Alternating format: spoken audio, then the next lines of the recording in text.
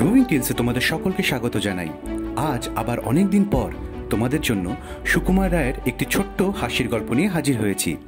সুকুমার রায়ের ব্যাপারে নতুন করে কিছুই বলার নেই। তার লেখা গল্প পড়ে আমাদের সকলের কৈশোরের পথ চলা শুরু। তিনি আমাদের চিরকালের নস্টালজিয়া ছিলেন, আছেন, থাকবেন।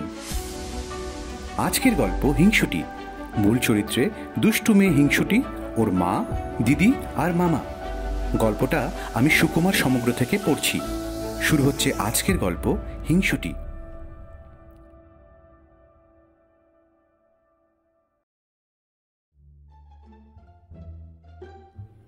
এক ছিল দুষ্টু মেয়ে, বেজায় হিংসুটে আর বেজায় ঝগড়াটে। হিংসুটির দিদি বড় লক্ষ্মী মেয়ে, যেমন কাজে কর্মে তেমনি লেখাপড়ায়। হিংসুটির বয়স 7 বছর হয়ে গেল, এখনও তার প্রথম ভাগই শেষ হলো না। আর তার দিদি তার চাইতে মোটে 1 বছরের বড়। সে এখনই বোধোদয় আর ছেলেদের রামায়ণ পড়ে ফেলেছে। ইংরেজির ফার্স্ট বুক তার কবে শেষ হয়ে গেছে। হিংসুটি কি না সবাইকে হিংসেই করে। সে তার দিদিকেও হিংসে করত। দিদি স্কুলে যায়, প্রাইজ পায়, হিংসুটি খালি বকুনি খায় আর শাস্তি পায়। দিদি সেবার ছবির বই প্রাইজ পেল, আর হিংসুটি কিচ্ছু পেল না। তখন যদি তার অভিমান দেখতে, সে সারাটা দিন ফুপিয়ে ফুপিয়ে গাল ফুলিয়ে ঠোঁট বাঁকিয়ে বসে রইল, কারোর সঙ্গে কথা বলল না। তারপর রাত্রিবেলায় দিদির অনেক সুন্দর বইখানিকে কালি ঢেলে মলাট ছিঁড়ে কাদায় ফেলে নষ্ট করে দিল। এমন দুষ্টু হিংসুটি মেয়ে। হিংসুটির মামা এসছেন।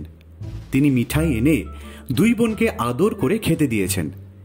হিংসুটি খানিকক্ষণ তার দিদির খাবারের দিকে তাকিয়ে তাকিয়ে ভ্যাঁ ভ্যাঁ করে কেঁদে ফেলল।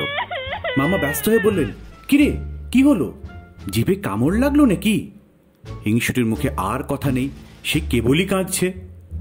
তখন তার মা একবার ধমক দিয়ে বললেন, কি হয়েছে বল না।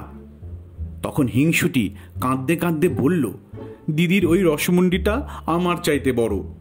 তাই শুনে দিদি তাড়াতাড়ি নিজের রসমুন্ডিটা তাকে দিয়ে দিল। অথচ হিংসুটি নিজে যা খাবার পেয়েছিল তার অর্ধেক সে খেতে পারল না, নষ্ট করে ফেলে দিল।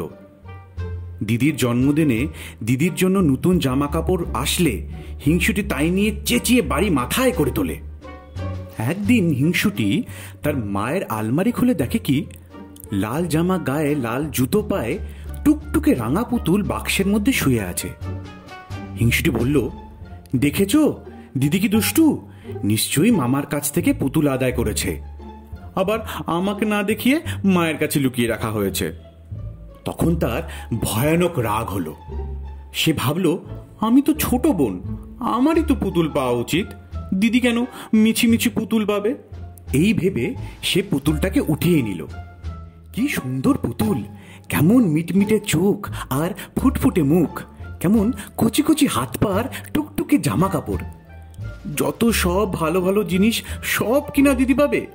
হিংসুটির চোখ ফেটে জল এলো। সে রেগে পুতুলটাকে আছড়ে মাটিতে ফেলে দিল। তাতেও তার রাগ গেল না। সে একটা ডান্ডা দিয়ে ধাঁই ধাঁই করে পুতুলটাকে মারতে লাগলো। মারতে মারতে তার নাক, মুখ, হাত পা ভেঙে তার জামা কাপড় ছিঁড়ে আবার তাকে বাক্সের মধ্যে ঠেসে সে রাগে গড়গড় করতে করতে চলে গেল।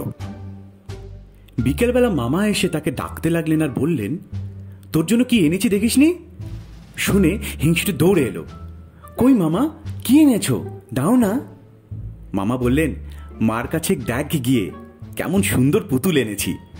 হিংসুটি উৎসাহে নাচতে লাগলো। মাকে বলল, কোথায় রেখেছো মা? মা বললেন, আলমারিতে আছে। শুনে ভয়ে হিংসুটির বুকের মধ্যে ধরাস ধরাস করে উঠল। সে কাঁদো কাঁদো গলায় বলল, সেটার কি লাল জামা আর লাল জুতো পরানো, মাথায় কালো কালো কোকড়ানো চুল ছিল? মা বললেন, হ্যাঁ, তুই দেখেছিস নাকি? হিংসুটির মুখে আর কথা নেই। সে খানিকক্ষণ ফ্যাল ফ্যাল করে তাকিয়ে তারপর একেবারে ভ্যাঁ করে কেঁদে এক দৌড়ে সেখান থেকে পালিয়ে গেল।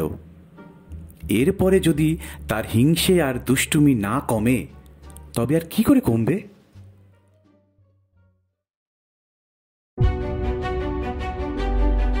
শেষ হলো আজকের গল্প হিংসুটি। গল্পের সূত্রধার ও বিভিন্ন চরিত্রে আমি শীর্ষেন্দু। কেমন লাগলো তোমাদের এই গল্প আমায় অবশ্যই কমেন্টস করে জানাবে। ভালো লাগলে চ্যানেলটি অবশ্যই সাবস্ক্রাইব করে রাখবে।